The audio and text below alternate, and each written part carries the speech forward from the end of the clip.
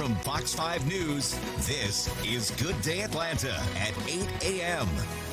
A young boy dies after his head got stuck in a car window. Now his mother is charged with his murder. Is there an end in sight for the government shutdown? I'm Doug Luzader in Washington. We'll have more on the ongoing efforts to fund the federal government coming up.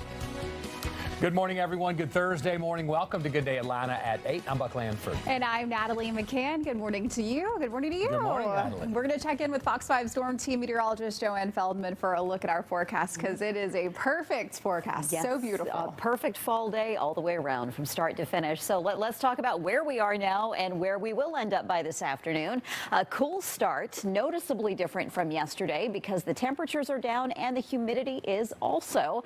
That brings you down to a temperature of 59 in Blue Ridge, also in Athens, Canton in the upper 50s, and plenty of low 60s otherwise. And low humidity is going to remain at a very comfortable level, at least for the next several days. That also means there's no chance of rain as desperately as we may need it across North Georgia. It instead will be a clear sky with that breeze picking up a little bit, especially in the afternoon. And the warm up today will have us leveling off in the upper 70s. But tomorrow morning will be even cooler than this morning. We'll take a closer look at those numbers and rainfall chances over the next 7 days coming up in a few minutes. Natalie? Joanne, thank you. We are taking a look at a crash that we have on the south side perimeter. This is on 285 westbound right before Old Dixie Highway. So you can see those two left lanes are impacted and it's slowing down your ride coming in from Moreland Avenue. So take 675 to Forest Parkway. We also have a crash on the East Expressway westbound before 285. 3 right lanes are blocked. Delays coming in from Turner Hill Road. Take Covington Highway. And further east on I-20 in Newton County, a vehicle fire westbound at Allman Road. 2 right lanes are blocked. Old Atlanta Highway is a good alternate. Buck? Thank you, Natalie. Atlanta police are investigating a deadly stabbing in northwest Atlanta. This happened overnight in the parking lot of an apartment complex on Joseph E. Boone Boulevard. Police have not released any information at this point on a suspect. And in southwest Atlanta, a man is in the hospital after an overnight shooting. This happened near a Greyhound bus station on Forsyth Street. Police haven't said what sparked this shooting or given us any information about an arrest. The victim, though, is expected to be okay. South Fulton police need your help finding a person of interest after a shooting last night on Old National Highway. Authorities say the man is not a suspect. They found a 46-year-old man last night with a gunshot wound. He was taken to the hospital in critical condition. If you know anything, give the South Fulton Police Department a call. A nearly 6-month-long investigation into a 7-year-old's death ends with the boy's mother behind bars. The child died back in April after getting his head caught in a rolled-up car window. Atlanta police arrested Candace Grace earlier this week. Good day's Lindsay Tuman joins us live from the Fulton County Jail with more. Lindsay, good morning. Good morning to you, Natalie and Buck. Such a devastating story. That mother now here at the Fulton County Jail facing charges for second-degree murder and second-degree child cruelty. Police say that little boy was in the back seat with 2 younger siblings. His mother, they say, was passed out in the driver's seat for several hours. It's been nearly 6 months since neighbors at this apartment complex on Scott Street woke up to a police investigation in the parking lot. Atlanta police responded on April 6th to a call about a child found unresponsive. They did their investigation and then they left, and that was the last we heard about it. 7-year-old Mazzie Simmons died after his head got stuck in a car window. Police say his mother, 32-year-old Candace Grace, had driven there with her 3 young children the night before to visit someone. That person reported she left a short time later, but the next morning, at least 8 hours later, they found her car in the parking lot with Grace passed out in the driver's seat. Her children were in the back. They came out the house. That's when they saw the little boy with his head stuck in the window, and then she ran back in on. They called the police. The child was taken to a nearby hospital where he was pronounced deceased. Police questioned Grace but say she kept passing out. Investigators also took a urine and blood sample from her. And in August, police received a toxicology report from the GBI showing Grace tested positive for opioids and THC. Shortly after, investigators arrested her, charging her with second-degree murder and cruelty to children. An arrest report said her negligence and failure to supervise her children resulted in the boy's death. It's sad. It's very sad. I wish she was able to get help before this happened. such a tragic story, and this all again happened back in April, but she was just arrested on Monday, actually in Milledgeville, and had her first appearance here at the Fulton County Jail on Tuesday, and she now has a court appearance scheduled for later this month as well. Of course, we'll keep you updated as this case progresses, but for now, that's the very latest. Live outside the Fulton County Jail, I'm Lindsay Tuman for Good Day Atlanta. Just a tragic story, Lindsay. Thank you for that update. Well, there is no end in sight for the federal government shutdown that now enters a second day. Congress has again failed to reach a spending deal. And as Doug Luzader reports from Washington this morning, both sides are digging in their heels. Now, Congress is not even voting today, so the chances of a final deal to end the shutdown are just about nil, and anger here is mounting. From Everglades National Park in Florida to the Liberty Bell in Philadelphia, now off limits. On Capitol Hill, tempers are flaring. That is a lie.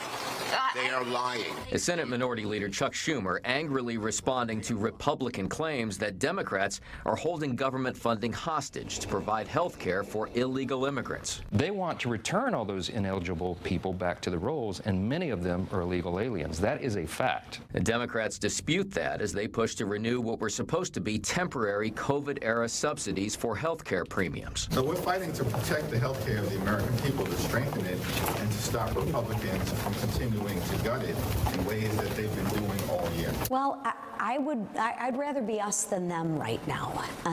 So to me, I think we have a higher pain tolerance. Republicans are prepared to wait this out as the White House moves ahead with spending cuts and possible government layoffs.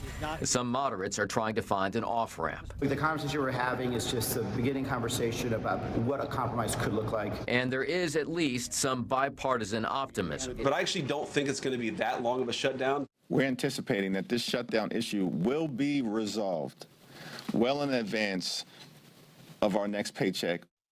But we'll see. The Senate is not expected to have any votes until Friday, and the House won't be back in town until next week. In Washington, Doug Luzader, Fox News. Well, the government shutdown is hitting home here in Metro Atlanta. At the CDC, more than 8,700 workers have been furloughed. And more than 1,000 could be fired. Fox 5's Rob DiRienzo spoke with some current CDC employees. The headquarters for the Centers for Disease Control and Prevention were a lot quieter Wednesday. It's like a dead zone. A lot of sad faces. More than half of the CDC staff has been furloughed due to the government shutdown. About 8,700. Of those, 1,500 could just lose their jobs altogether. I mean, for those of us that are still working there, morale has never been lower, honestly. Peter Ferruccia is a CDC worker who is the chairman of their union, AFGE Local 2883. He says starting before the shutdown, there has been a mass exodus of doctors and experts after the shooting there in August, along with funding cuts and policy changes from the Trump administration. I have been furloughed today, and we don't know how long this government shutdown will last. According to CDC documents, here's some of what's stopped. Research into public health risks and disease prevention, as well as efforts to prevent opioid overdoses and diabetes and the spread of HIV. But it promises to, quote, continue to protect human life and property, such as monitoring for disease outbreaks. We're talking, Rob, seriously, like decades upon decades of scientific and public health expertise that is just gone. Ferruccia believes it could take decades to restore the agency to what it once was. Time is not on our side. They really need to get to the table. Atlanta City Council member Marcy Collier Overstreet is worried about the impact on the local economy, with so many in the city's workforce not working right now. There is no way that we're going to be fine if we have thousands of employees furloughed or fired. We're just shocked that it actually happened, but we're here to do a job. The biggest questions is, how long is this going to last? We don't want to go into an extended shutdown because what happened last time was pretty bad. It was rough on a lot of officers.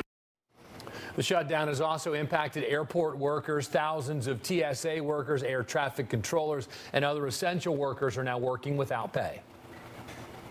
For us to have a job where we're supposed to be secure, we're taking care of the traveling public, the American people, to have to be this pawn every year, we know this is happening every year, it's just sad. Even though they were still supposed to go to work, We saw TSA officers and air traffic controllers calling in sick and so on because they weren't being paid.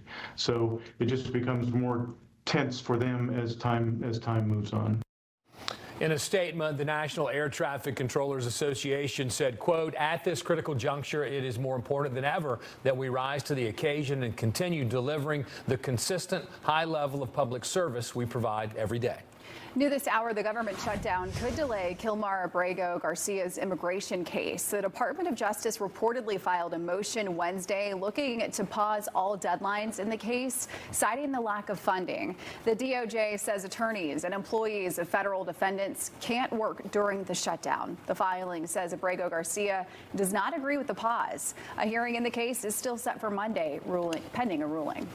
New this morning, police in England say 2 people are dead and 3 are hurt after an attack on a synagogue in Manchester. They say a man drove his car into a crowd and then stabbed a man Thursday.